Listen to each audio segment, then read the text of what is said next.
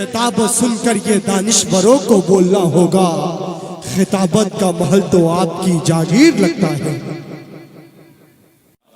अगर कोई इंसान गुर्बत के शामियाने में जिंदगी गुजारता हो, तिनका तिनका चुन करके एक घरौंदा बनाए, एक शरीर बच्चा एक आन में उस घरौंदे को तहो बाला कर दे, तबाहो बर्बाद कर दे, उस घरौंदा बनाने वाले के दिल पे क्या गुजरेगा आप अच्छी तरह से समझ सकते हैं।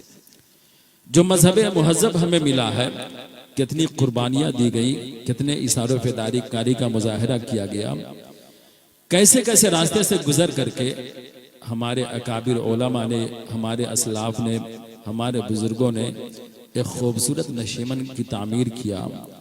हमारी जिम्मेदारी बनती है कि हम अपने जज्बात को कुर्बान करके, अपने ख्वाहिशात को कुर्बान करके शरीयत की बालादस्ती तस्लीम करें, बुजुर्गों के तरीके को बचाने की कोशिश करें। आप गौर करेंगे तो आपको महसूस होगा, जिनके सामने दुनिया की वजाहत हाथ जोड़ करके खड़ी थी, उमरा और रऊसा एहतराम करते थे, नजराने पेश करते थे, दौलतों की बहतात उनके सामने लगाने के लिए तैयार थे, लेकिन वो दौलतों पे तवज्जो नहीं देते, दुनिया के ऐशो इशरत पे जर्रा बराबर ध्यान नहीं देते। वो वही करते जो मुस्तफ़ा जाने रहमत की बारगाह की आबाद होती, जो शरीयत का पैगाम होता, मजहब का जो उसूल होता, उसके सामने अपना सर झुकाते। और जिस काम की इजाजत मजहब नहीं देता उसे कभी भी दरखूरे इतना नहीं समझते, काबिले तवज्जो नहीं समझते, उसे पसे पुश्त डाल देते थे, उसे अपनी खातिर में नहीं लाते थे। अब गौर करेंगे तो आपको महसूस होगा, आज अगर चंद पैसों पे कोई इंसान अपने ज़मीर का सौदा करता है, वजह क्या है, सबब क्या है? वो ये समझता है कि खून और पसीने की गाढ़ी कमाई से हमारे अरमान पूरे न हो सके, हमारी तमन्ना की तकमील न हो सकी, हमारे ख्वाहिशात अधूरे रह गए। ये बड़ा शॉर्टकट रास्ता है, इसमें हमें मौका मिला है, अगर हमने मौके से फायदा उठाया हमारे बरसों के अरमान पूरे हो जाएंगे, हमारी तमन्ना पूरी हो जाएगी, हमारे ख्वाहिशात पूरे हो जाएंगे। इसके लिए वो नाजायज हरकत का इर्तिकाब करना शुरू कर देता है। मैं अर्ज करना चाहता हूं, हमारी खुशनसीबी, हम सबसे बड़े इमाम आदम अबू हनीफा रहमतुल्लाह अलैह की तकलीद करते हैं। अल्लाह ताला ने हमारी तकदीर बुलंद फरमा दी, हमारी किस्मत को औजे सुरैया से ऊंचा कर दिया कि हमें इमाम आदम अबू हनीफा का मुक़ल्लिद बना दिया। इमाम आदम अबू हनीफा रहमतुल्लाह अलैह की बारगाह में दुनिया हाथ जोड़ करके खड़ी थी, कनीज अपने आप को बना करके आपकी बारगाह में पेश कर रही थी। हम होते सोचते चलो बड़ी आसानी से दुनिया आ रही है, ये दुनिया मिलने वाली नहीं, चलो सर झुका लो, आंख बंद कर दो। लेकिन कुर्बान जाइए, इमाम आदम अबू हनीफा रहमतुल्लाह अलैह ने पैगाम दिया, हम शरीयत मुस्तफ़ा के दिलदादा हैं, सुन्नत मुस्तफ़ा पे अमल करने वाले हैं, दुनिया को कभी भी तवज्जो में नहीं ला सकते, खातिर में नहीं ला सकते। अपने जमाने के खलीफा ने आपकी बारगाह में पेशकश किया, सुनिए, आपको मनसबे क़ज़ा पेश किया जाता है, आप हमारे ममलकत के, हमारी सल्तनत के खलीफा बन जाइए, काजी बन जाइए। खलीफा ने कहा हमारी सल्तनत के काजी बन जाइए, हमारी ममलकत के काजी बन जाइए। आज ओहदे क़ज़ा के लिए मारा मारी होती है। इंसान ये सोचता है कि ये अगर हमें ओहदा मिल गया, हमारा नाम बुलंद होगा, हमारी शोहरत ज्यादा होगी, हमारे नाम का खुतबा पढ़ा जाएगा, दौलत भी चल करके हमारी बारगाह में आएगी। लेकिन कुर्बान जाइए, इमाम आदम अबू हनीफा रहमतुल्लाह अलैह की बारगाह में जब ये मनसब पेश किया गया, आपने कबूल नहीं किया, इनकार कर दिया। खलीफा ने कहा आपको ये ओहदा कबूल करना पड़ेगा, आपने उसी शिद्दत से इनकार किया, ये ओहदा मैं कभी कबूल नहीं कर सकता। नतीजा क्या निकला, उसने कसम खाई कि कसम खुदा की आपको ये ओहदा जरूर कबूल करना पड़ेगा। आपने भी उसी के लहजे में जवाब दिया, कसम खुदा की ये ओहदा मैं कभी कबूल नहीं कर सकता।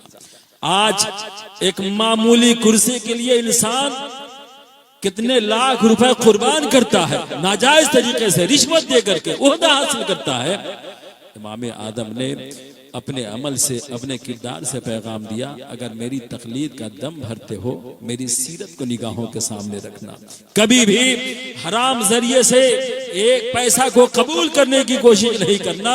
अल्लाह की जन्नत चाहिए, अल्लाह की रहमत चाहिए, तो तुम्हें दुनिया की तरफ नहीं भागना है, शरीयत मुस्तफ़ा की पैरवी करनी है। इमाम आदम अबू हनीफा ने मनसब क़ज़ा को कबूल न फरमाया। उसने कहा कि आपको हर हाल में ओहदा कबूल करना पड़ेगा। आपने कबूल न किया, जेल की सलाखों के पीछे डाल दिए गए। तारीख बताती है कि जहां पे आपको कैद रखा गया, आपने 7000 मरतबा खत्म कुरान का शरफ हासिल किया।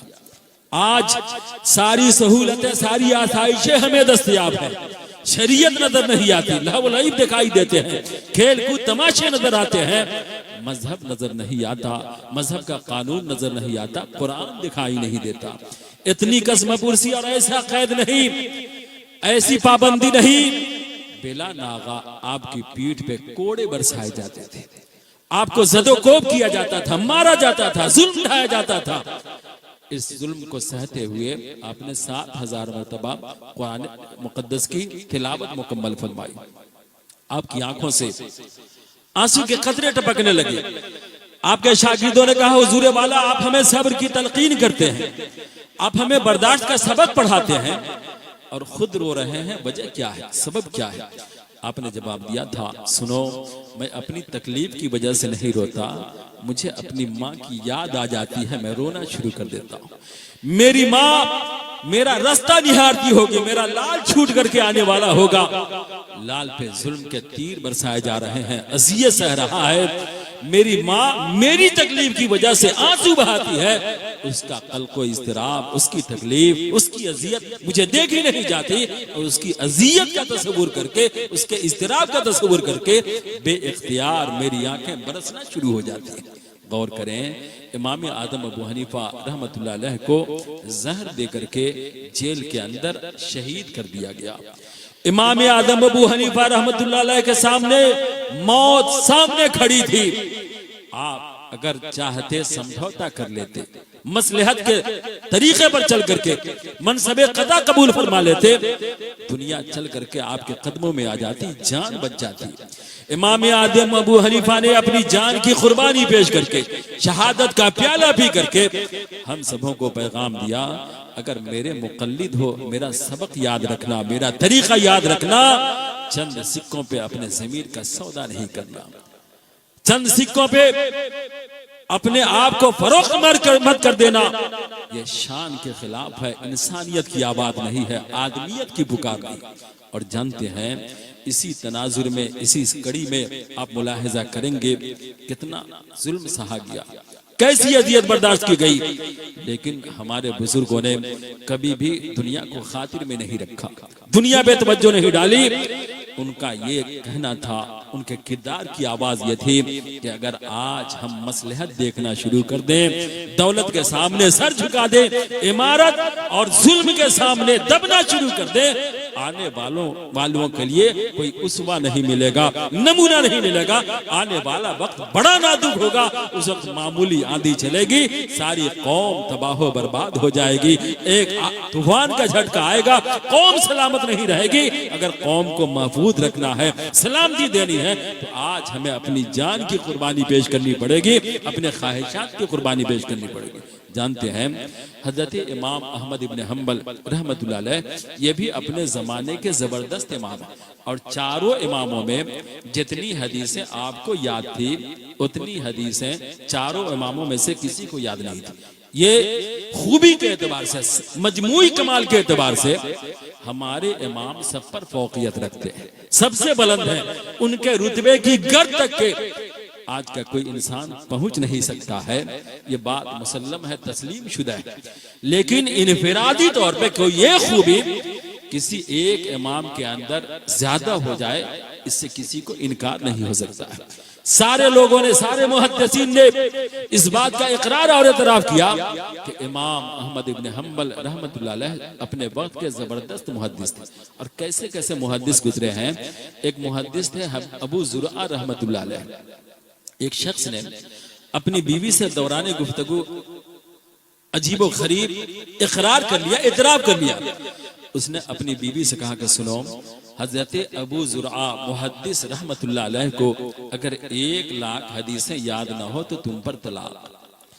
इतना सुनना था, बीवी पर अफरोख्ता हो गई, नाराज हो गई, ये आपने कैसी कसम खा ली। अब हम सबों की रिफाकत सलामत नहीं रह सकती, मैं आपसे अलग होती हूं, आप मुझसे अलग हो जाइए। 1,00,000 हदीसें याद रखना ये मामूली बात नहीं, आपने ऐसी कसम खाई है।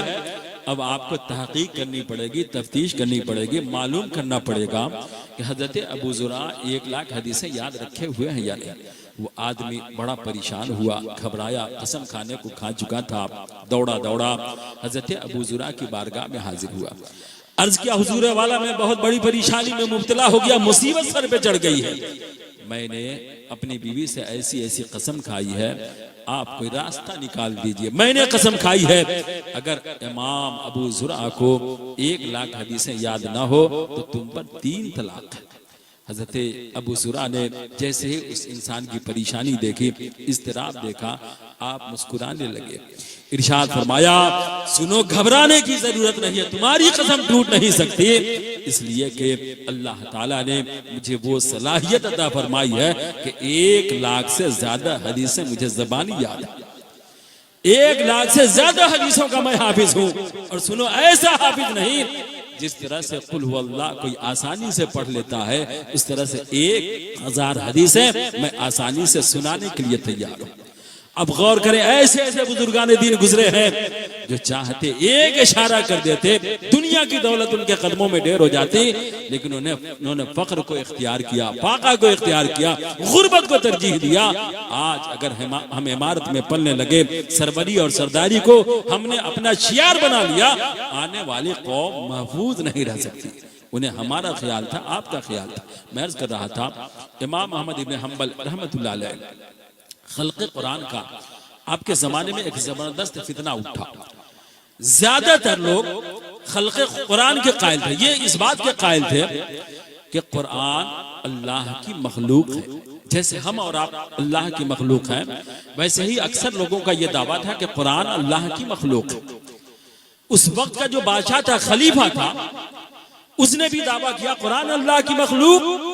इमाम अहमद इब्न हंबल रहमतुल्लाह अलैह ने उस वक्त के खलीफा के खिलाफ फतवा सादिर किया, कुरान अल्लाह की सिफत है और अल्लाह की सिफत मखलूक नहीं हो सकती, क्योंकि मखलूक हादिस है, फना होने वाली है, अल्लाह की जात बाकी है, अल्लाह की सिफतें बाकी हैं, फना का कभी भी वरूद नहीं हो सकता, फना तारी नहीं हो सकता। आपने फतवा की दिया कि कुरान गैर मखलूक है, मखलूक नहीं है। उस वक्त के बादशाह को खबर मिली आपके कलमरू में रहने वाला अपने वक्त का एक आलिम आपकी खिलाफ वर्जी कर रहा है, आपकी मुखालफत कर रहा है।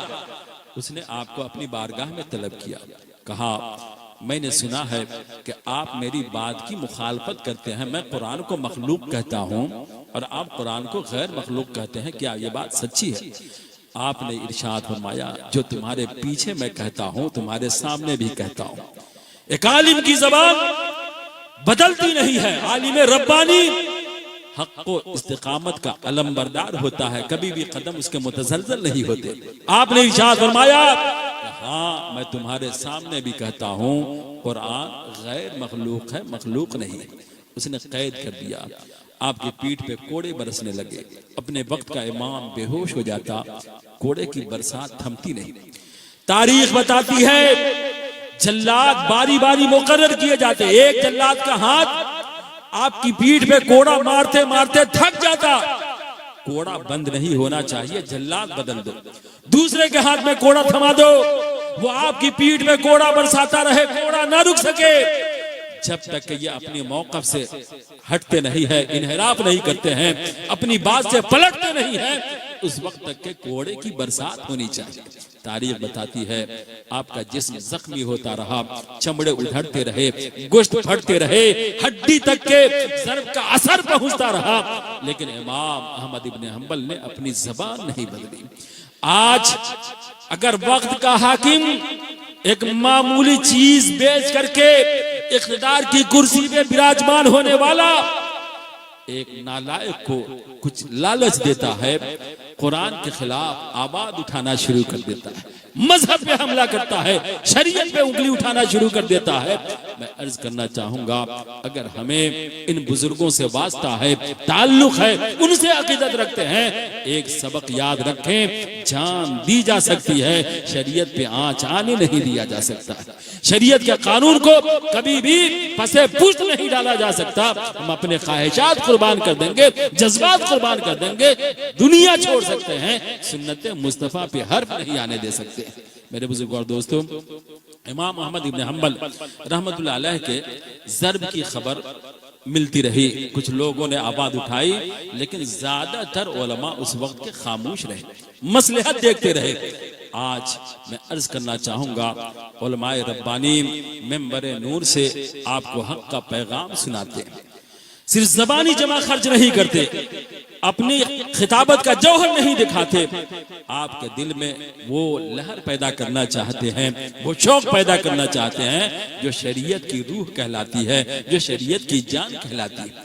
मेरे बुजुर्ग और दोस्तों, आप गौर करेंगे तो आपको महसूस होगा, दुनिया वाले दुनिया की तरफ भागते रहे, इख्तिदार हासिल करते रहे, कुर्सी हासिल करते रहे, दौलतों पे पलते रहे, लेकिन उन्हीं के मुआशरे में रह करके, उन्हीं के संगत में रह करके आलिम रब्बानी जो कहलाते थे, शरीयत मुस्तफ़ा के दिलदादा जो कहलाते थे, आशिक़ रसूल जो कहलाते थे, उन्होंने कभी भी समझौता नहीं किया, कभी भी दुनिया का साथ देना गवारा नहीं किया। हमें गरीबी पसंद है, तुम्हें अमीरी पसंद है, हमें फकीरी पसंद है, हम फकीरी के साथ दुनिया छोड़ना गवारा करते हैं। तुम्हारी अमीरी लेकर के अपने वक्त का हामान नहीं बनना चाहते, फिरौन नहीं बनना चाहते, शद्दाद नहीं बनना चाहते, नमरूद नहीं बनना चाहते। आप सबों के दिल की आबाद होगी। अल्लाह रब्बुल इज्जत हमें सरकारे सुरकाही बना दे, न बना दे तो सरकारे सुरकाही का वफादार गुलाम बना दे। यह वफादारी कब मिलेगी? जैसी कुर्बानी उन्होंने दी है, उसी तरह से कुर्बानी हम पेश करने की कोशिश करें।